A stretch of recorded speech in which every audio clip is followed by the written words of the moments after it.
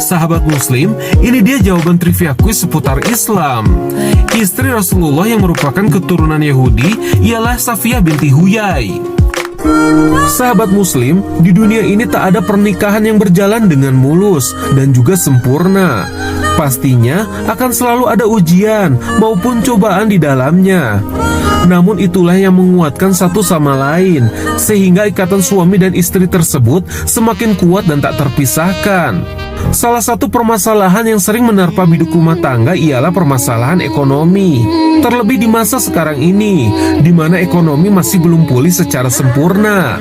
Tentunya bagi suami, hal ini menjadi ketakutan tersendiri, di mana usia tidak muda lagi, dan kesempatan hanya terbuka bagi fresh graduate atau pekerja generasi muda.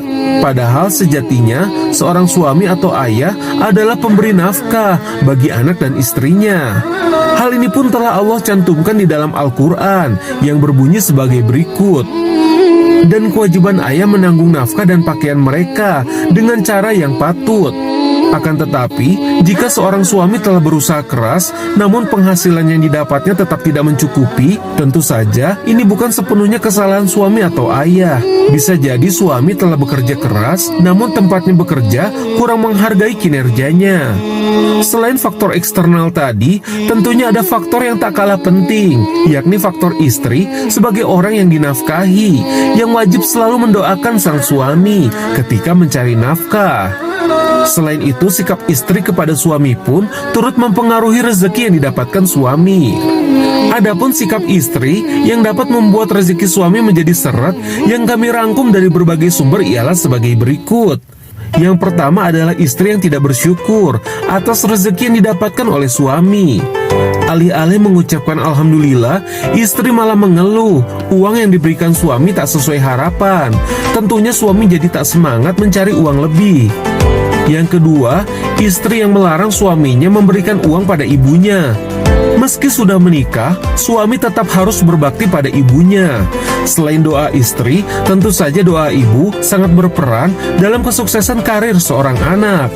Yang ketiga, istri yang mengabaikan ibadah. Padahal, dengan istri rajin sholat tahajud dan mendoakan suami, niscaya suaminya akan dimudahkan segala urusan dan rezekinya. Yang keempat, istri yang tidak melayani suami, baik melayani kebutuhannya sehari-hari seperti makan dan pakaian maupun urusan di ranjang. Bahkan Allah mengancam istri yang menolak berhubungan dengan suami dengan azab yang keras di akhirat kelak. Yang kelima, istri yang boros.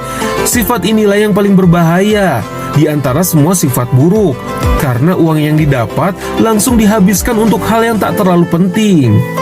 Nah, sahabat Muslim, itulah beberapa sifat istri terhadap suami yang sangat berpengaruh terhadap rezeki yang didapatkan suami.